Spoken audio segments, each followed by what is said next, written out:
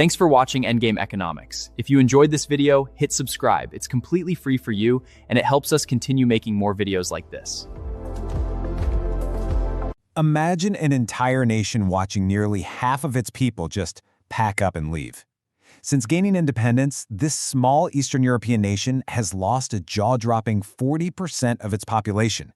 I mean, that's a demographic collapse on a scale you usually only see during major wars or famines, but here, it's been driven entirely by sheer economic gravity. And while everyone was fleeing, the national treasury was basically being looted. Take a look at this number, 12%. That is the massive chunk of the country's entire GDP that vanished almost overnight in the sheer audacity of a single banking heist. It was this crazy economic magic trick, but of course, regular citizens were the ones left paying the bill. And all of this has played out under the shadow of the number one. We're talking about one single gas valve, a geopolitical stranglehold totally weaponized by a neighboring superpower to intentionally inflict maximum economic pain. It's outright economic warfare. So how does the country actually recover from something like that? Welcome to The Explainer. Today we're going to unpack this incredible true crime geopolitical thriller, which also happens to be the ultimate comeback story of Europe's poorest country, Moldova. We're going to break down exactly how a country can survive a demographic collapse, billion-dollar heists, and international blackmail, and somehow emerge on the other side building a high-tech future. Let's get into it. Starting off with Section 1, Europe's poorest country, a nation between worlds. To really grasp Moldova's unbelievable comeback, we first have to look at where they started. Historically, it's a landlocked, agriculture-heavy nation that buys way more than it sells. So it relies heavily on remittances, money sent home from citizens working abroad. But this creates a pretty wild economic double-take.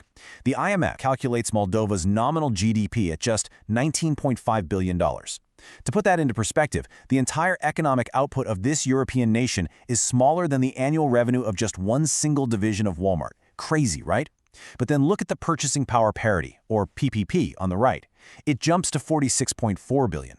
That basically means the local cost of living is so low, think 50-cent fresh tomatoes and $5 premium wine, that the local purchasing power makes the reality on the ground feel slightly less severe than that headline dollar amount makes it seem. Which brings us to Section 2, the billion-dollar heist, which is pretty widely known as the theft of the century. Looking at this timeline, it is honestly wild how fast everything escalated.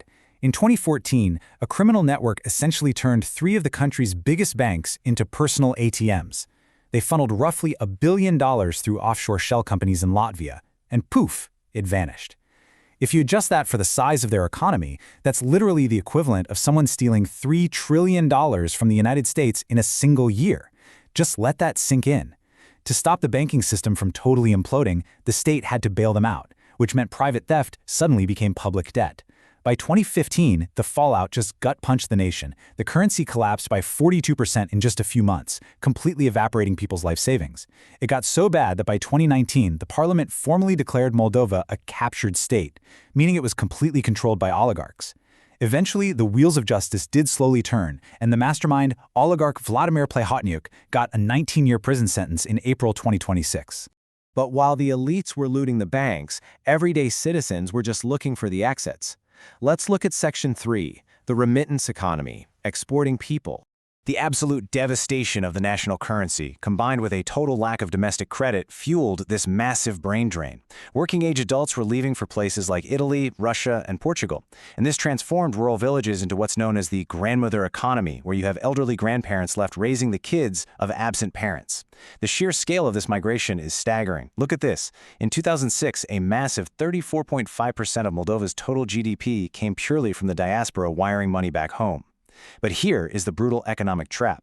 This creates what economists call the Dutch disease. Basically, constant inflows of euros and dollars artificially prop up the local currency. That makes Moldova's domestic exports way too expensive to compete on the global market, which kills domestic manufacturing, which then forces even more workers to leave the country. It's just a vicious self-sustaining feedback loop. And now we hit a major geopolitical choke point. Section 4, Russian energy weaponization, the valve at the throat. Back in January 2025, right as Moldova was gearing up for crucial parliamentary elections, Gazprom suddenly halted its natural gas transit. And no, this wasn't some logistical error.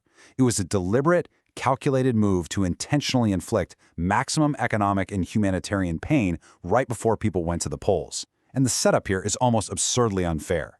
Check out this comparison.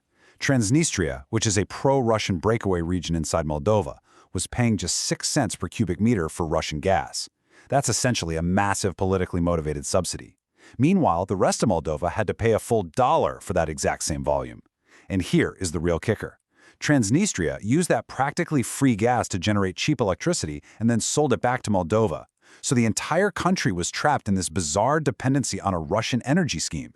But as they say, pressure creates diamonds, or in this case, entirely new global markets. Let's pivot to Section 5, the Great Trade Pivot, from Moscow to Brussels. Faced with extreme duress, Moldova didn't fold. Instead, they completely rewired their global trade. The story of the Moldovan apple is such a perfect example of this. Historically, an unbelievable 98% of Moldovan apples went to exactly one place, Russia.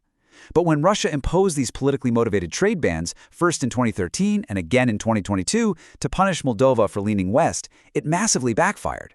It accidentally forced Moldovan farmers to go out and find entirely new global markets just to survive. Today, exports to the Russian sphere have dropped to under 10%, while the European Union now absorbs over 65%. They literally turned a weaponized trade dependency into a massively successful global expansion.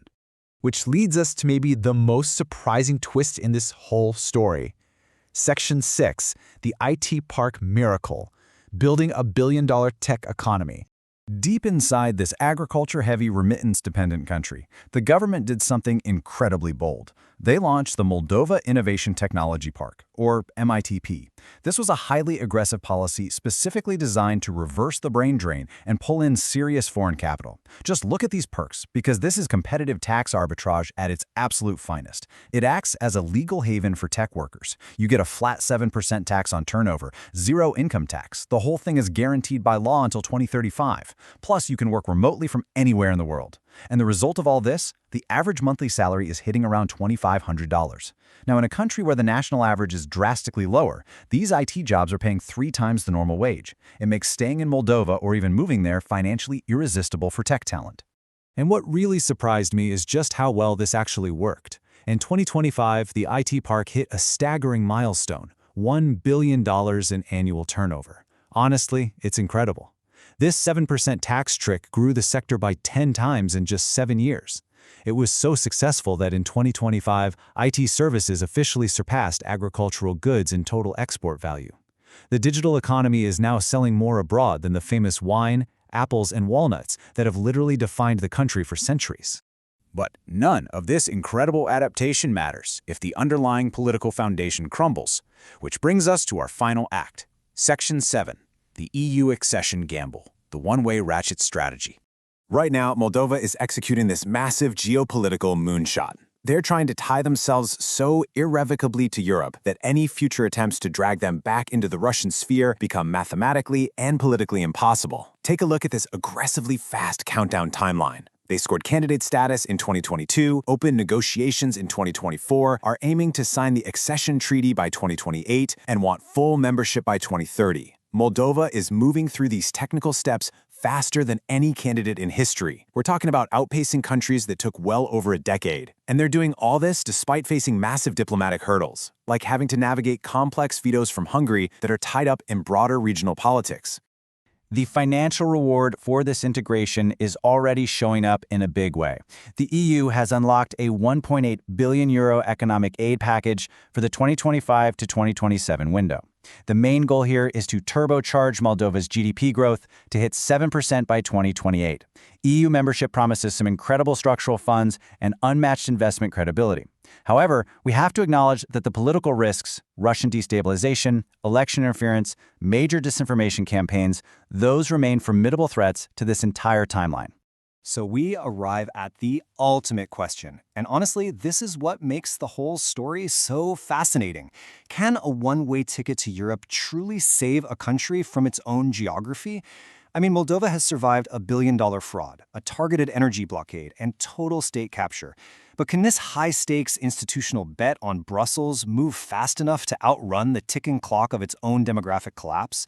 It's a literal race against time. And whatever the outcome is, it's going to define the edge of Europe for the next half century.